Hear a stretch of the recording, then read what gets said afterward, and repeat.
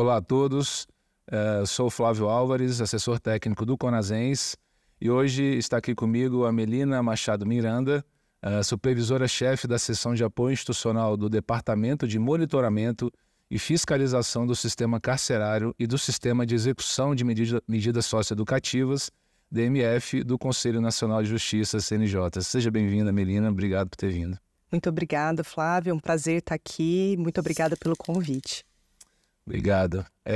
Bom, primeiro, antes da gente começar nossa conversa aqui hoje, vamos tratar de um tema muito importante, que é a política antimanicomial do Poder Judiciário e as implicações, as repercussões disso para a gestão municipal em saúde, de uma maneira geral, para todo o sistema que a gente vem trabalhando. Primeiro, gostaria de parabenizar pelo trabalho que vocês vêm fazendo. Assim, acho que é bem importante o cuidado que vocês vêm tendo de conduzir esse processo desde o ano passado, com a generosidade, com uma capacidade de interlocução muito, muito interessante. Então, queria parabenizar, não só como aqui representante do Conasens, mas como um cidadão também. Acho que é bem importante o trabalho que vocês vêm fazendo. E aí eu queria um pouco te perguntar sobre a implementação da Resolução 487, que inaugura, de certa forma, essa nova política antimanicomial do Poder Judiciário, que você pudesse falar um pouco de toda essa trajetória, desde da resolução do início, da vigência da resolução até o momento que a gente está agora. Obrigada, Flávio. Primeiro dizer que é muito importante a gente estar aqui nesse diálogo que alcança os gestores municipais de saúde, justamente por essa interlocução necessária entre a justiça e a saúde e outras políticas sociais. A política antimanicomial, ela nasce já intersetorial.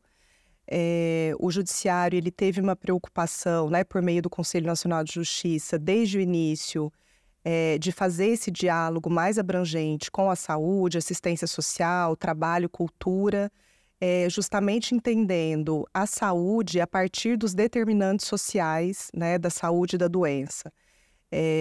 A gente tem lá no nosso departamento, no DMF, a gente lida todos os dias com privação de liberdade, e essa privação de liberdade, ela tem um público específico, Esse público tem um perfil majoritário. Então, a gente está falando de homens negros, periféricos, com baixa escolarização, Todos esses indicadores vão nos mostrar também de alguma ausência no território, e de uma persecução penal, vamos assim dizer, mais incisiva para com essa população. Então, a preocupação do Departamento, do Conselho Nacional de Justiça, sempre foi tentar entender o aprisionamento, os efeitos desse aprisionamento e também evitar, quando possível, esse tipo de conduta do Poder Judiciário, Então, entendendo também a prisão como o último recurso, de uma justiça penal. Então, nesse sentido, acho que a justiça se abre também para entender a saúde e outras políticas, e a política antimanicomial, quando ela surge a partir da constatação de um problema que ele era, de uma certa maneira, piorado para a população com transtorno mental em conflito com a lei. Então, se a gente já tem uma demanda nos territórios por saúde mental, um fortalecimento da rede de atenção psicossocial, do SUS, quando a gente pensa uma pessoa com transtorno mental que está em conflito com a lei, que é acusada de ter cometido algum crime, e aí a gente tem uma diversidade, pode ser um crime, um furto, pode ser um homicídio, então a gente tem diferentes perspectivas, nesse sentido. A ideia é entender que, para esse público, os efeitos do aprisionamento, ele é muito mais severo do que na população em geral.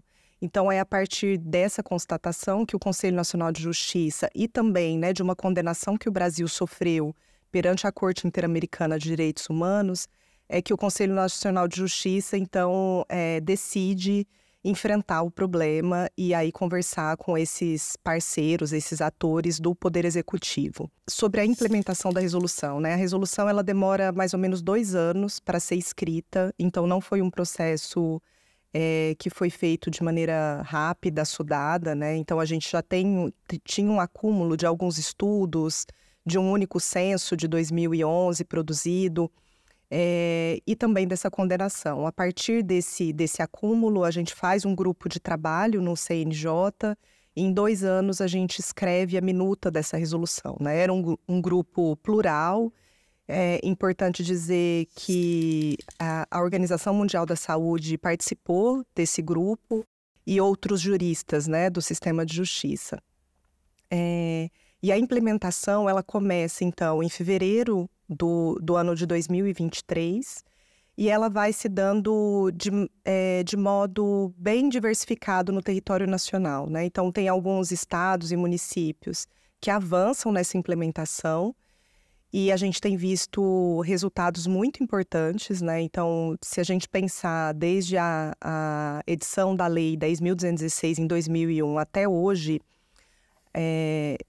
e pensar que esse público que tem transtorno mental ou uma deficiência psicossocial, e aqui deficiência psicossocial a gente entende como uma deficiência intelectual, deficiência mental, também com base na Lei Brasileira de Inclusão, e também bebendo da Convenção sobre os Direitos da Pessoa com Deficiência, a implementação da resolução, ela se dá no olhar para esse público, que numericamente não é grande, né? Então, hoje a gente tem 2.500 pessoas no Brasil em medida de segurança. E aí é importante, né, dizer o que é medida de segurança.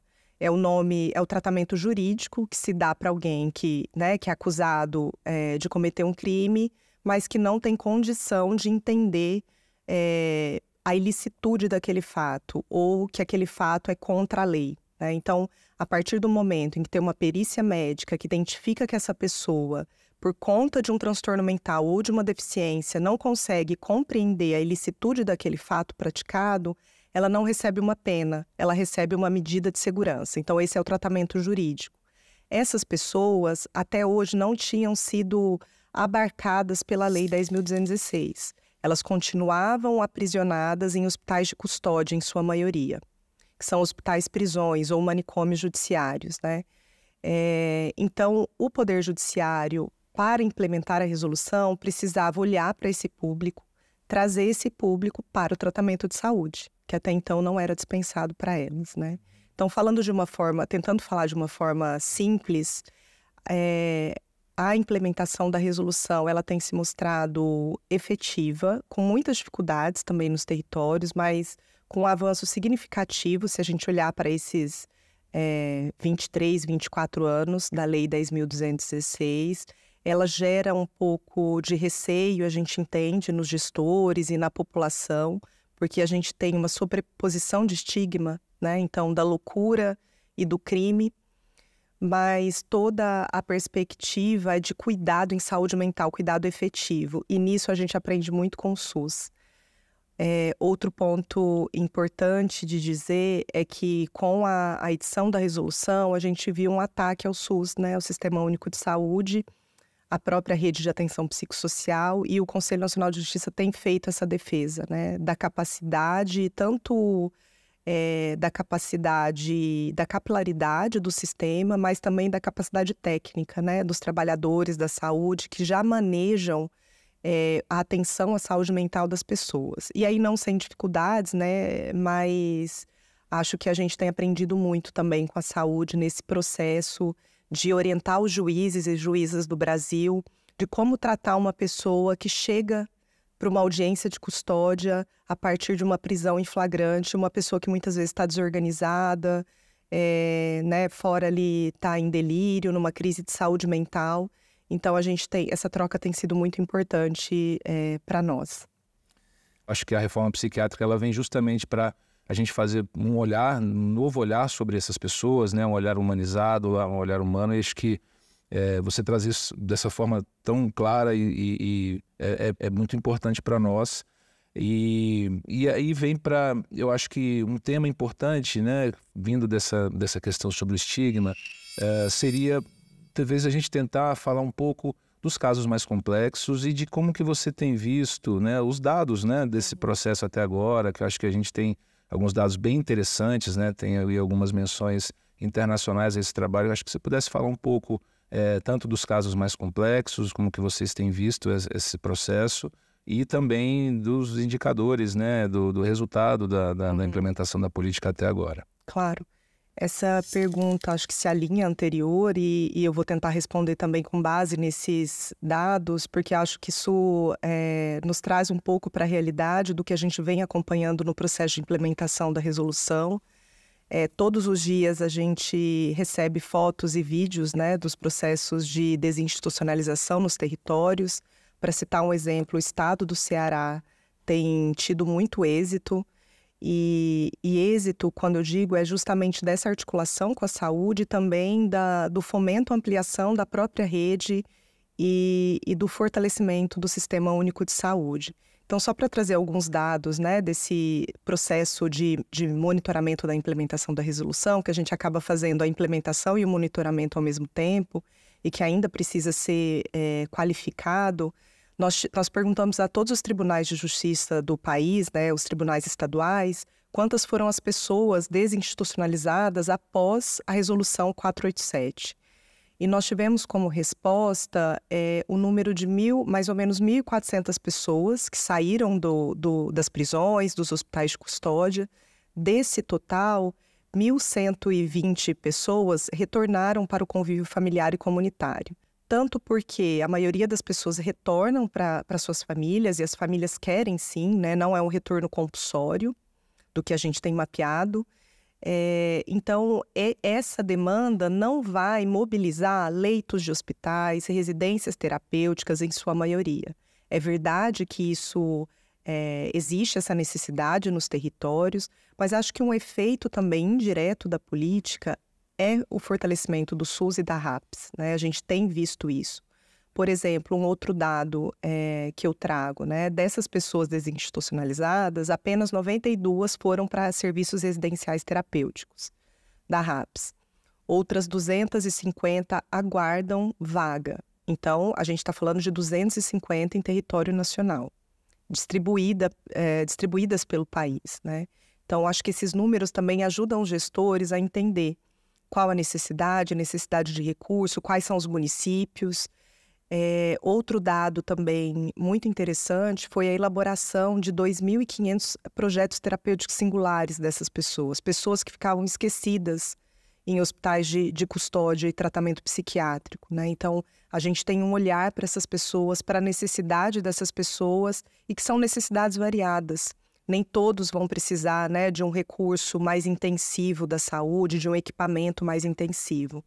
Quando a gente edita a resolução 487 no Conselho Nacional de Justiça, nós tínhamos notícia de 7 equipes EAP, que é aquela equipe conectora entre o judiciário e a saúde.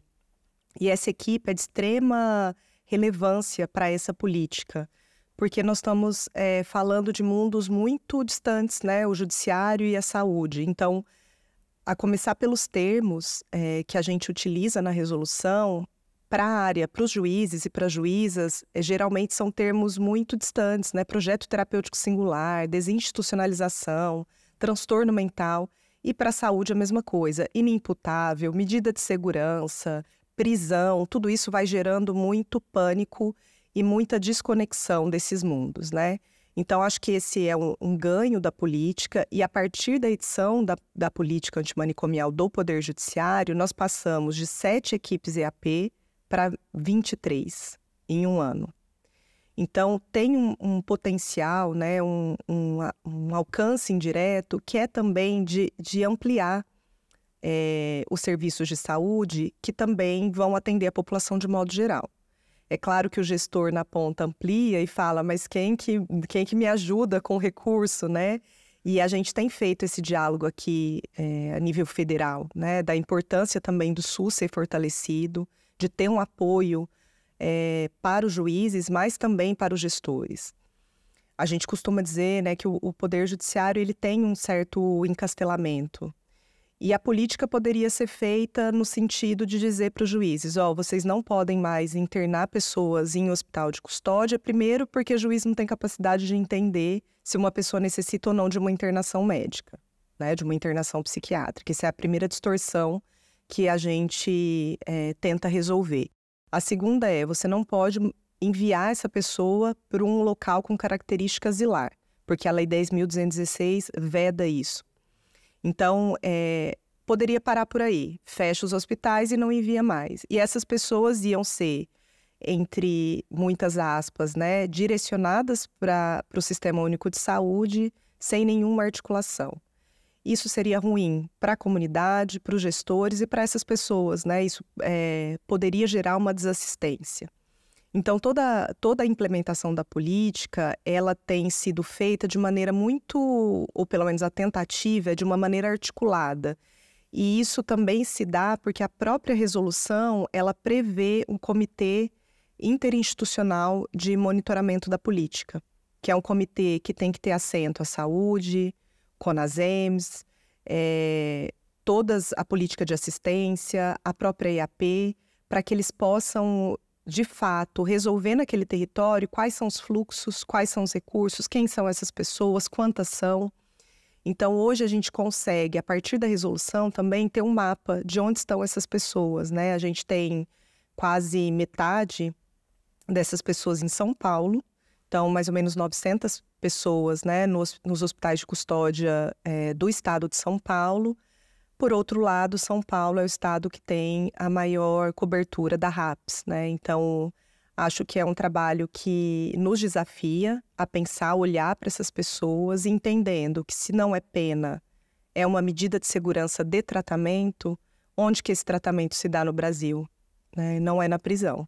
Então, acho que o que a gente precisa ter agora é calma, com um tempo um pouco mais tranquilo, vamos assim dizer, para poder planejar as capacidades locais, para olhar para essas pessoas como qualquer outro cidadão com transtorno mental que resida no município. É nesse sentido que eu queria que você pudesse talvez abordar. O que você acha que são os maiores desafios assim, para o judiciário, para essa continuidade, para que a gente possa consolidar e fortalecer essa política de uma maneira que a gente continue tendo, enfim, esse cuidado né, para as pessoas que possam estar em conflito com a lei. Todo o ciclo penal, e por que eu estou trazendo, né, o ciclo penal? Porque acho que causou muito alarde, muita comoção o fechamento dos hospitais de custódia, com muitas desinformações. Então vão sair milhares de pessoas ao mesmo tempo, como se o próprio sistema, né, de execução penal fosse abrir as portas dos manicômios judiciários, né, de um dia para o outro. As pessoas não sabiam ao certo o número, quantas eram essas pessoas, então foi veiculado números, né, incorretos. Isso com uma tentativa de causar pânico, né, na sociedade.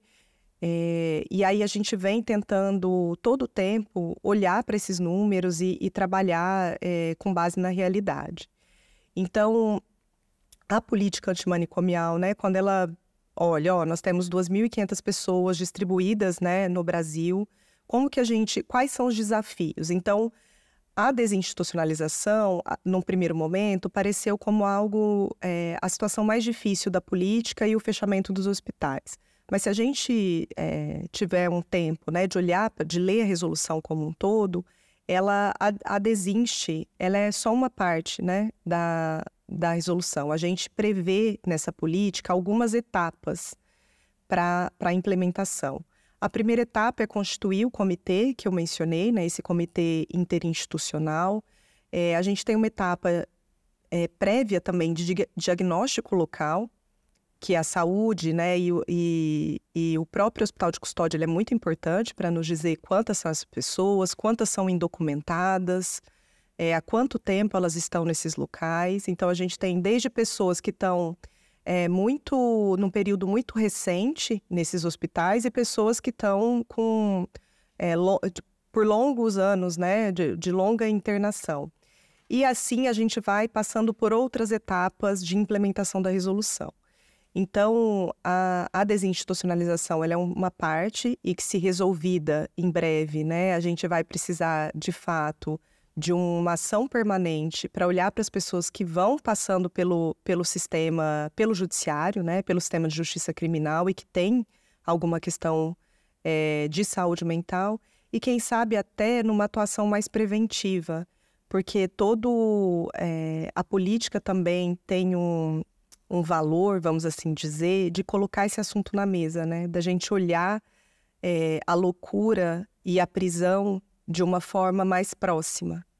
Muitas vezes a gente não quer saber de prisão, de manicômio, por isso que a gente tem uma história de deixar essas pessoas segregadas, né, longe da nossa vista.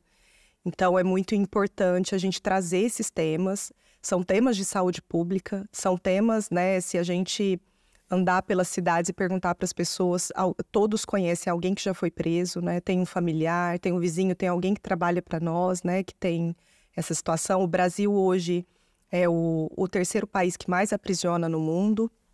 Então, é uma realidade que vai bater as nossas políticas públicas, já está batendo, né? E por conta do estado de coisas inconstitucional do nosso sistema prisional, que não só prende muito, mas acaba tendo situações que são reveladas como tortura dentro desses espaços e como falta de assistência, falta de alimentação, falta de saúde, falta de visita, né, de contato com o mundo exterior, são problemas que nos afetam também enquanto sociedade. Então, muito importante também, quando é uma pessoa que o problema central dela é saúde mental, que ela seja, de fato, tratada na saúde. Isso tem um potencial preventivo também, né, das chamadas reincidência. Então, quando a gente acompanha programas que são anteriores à Resolução 487, porque já existiam, né, inclusive tem alguns estados que nem contavam com o hospital de custódia, esses programas mapeavam o índice de reincidência das pessoas com transtorno mental. E esse índice é muito baixo. Gira aí, em torno de 3% a 7%. Quando tem estudos que... vou pegar Minas Gerais, por exemplo. Minas Gerais, o dado de reincidência da população geral que não tem transtorno mental é de 50%. E o dado de pessoas em Minas Gerais com transtorno mental, né, que já tem um programa antigo lá que acompanha essas pessoas, é na ordem de 5%. Então, mais uma vez, o dado nos mostra que esse medo, né, ele está muito associado ao estigma. E eu acho que a permanência das ações, um ponto crucial é a formação. É esse tipo de ação que a gente está fazendo aqui, né, o que o CONASEMS faz com os programas de educação permanente. Então, tinha necessidade, para não repetição do que aconteceu com Damião Ximenes Lopes no Ceará, que fosse, então, ofertado cursos para o Poder Executivo, para a saúde, sobre saúde mental. O Judiciário abraça essa determinação, também com uma necessidade de formação para a equipe do Poder Judiciário. Então, a gente tem feito também muitos cursos e conversas a respeito do tema com juízes, juízas e também com os servidores do Poder Judiciário. Então, a resolução, ela tem esse caminho que não é só desinste, não é só fechamento dos hospitais, mas, de fato, são ações de uma mudança de cultura e de oferta de tratamento efetivo para as pessoas que não escolheram, né, ter transtorno mental ou deficiência e que se encontraram em algum momento da vida num conflito, né, e foram aí... passaram pelo sistema de justiça criminal. Não, assim, quando a gente começa a pensar, né, refletir sobre a questão do sistema carcerário do país, é realmente assustador, assim.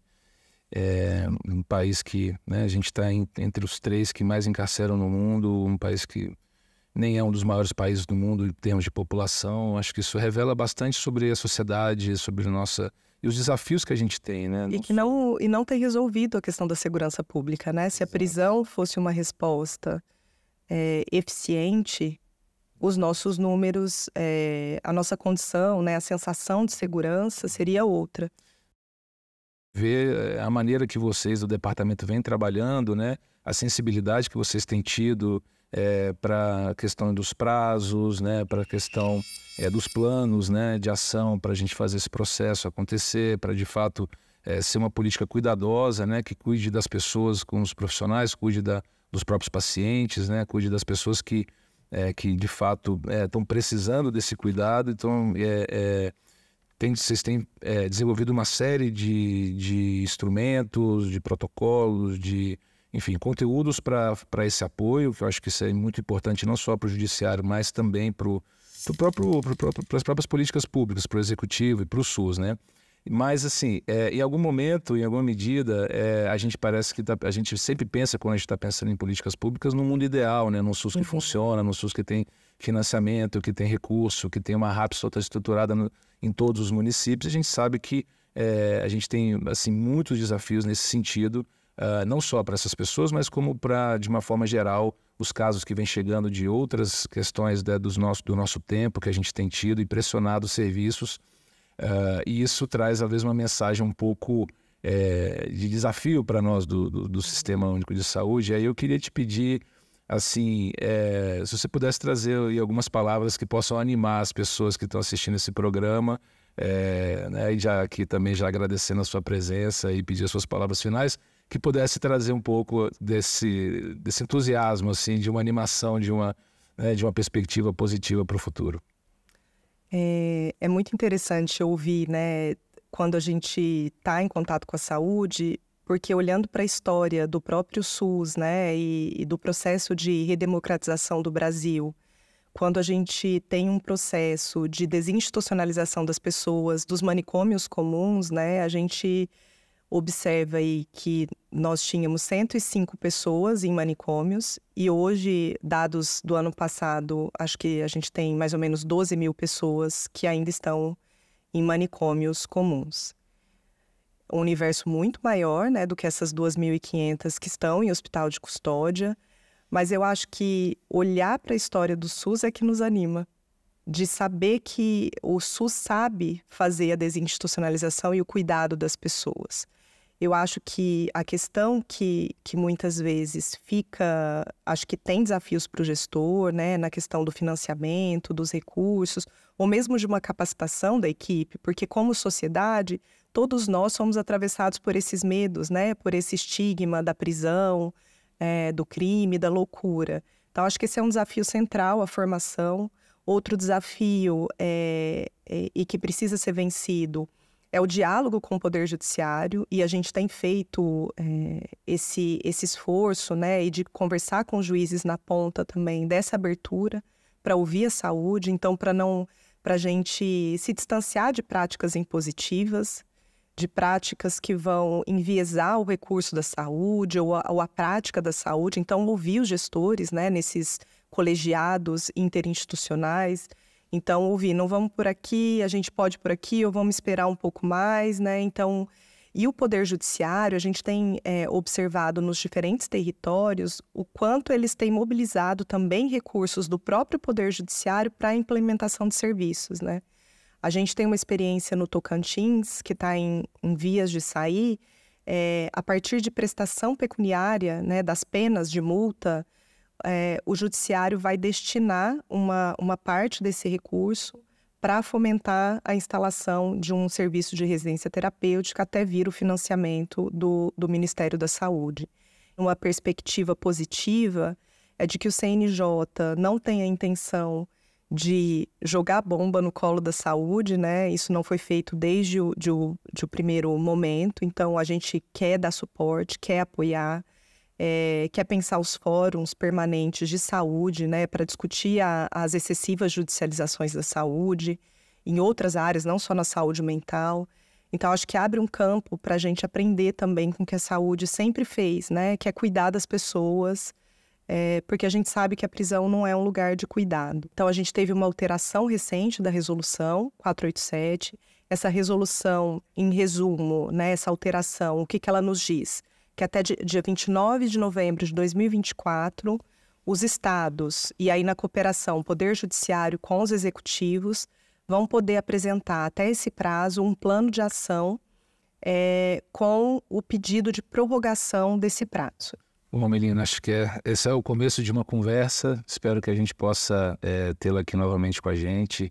Queria agradecer demais a vocês aceitarem o convite de virem aqui, não só você, o Dr. Lafredi também, que veio antes. Queria parabenizar o departamento, né, o qual você trabalha também, todas as pessoas que estão trabalhando lá, né, nesse importante processo de implementação de uma política como essa, tão complexa.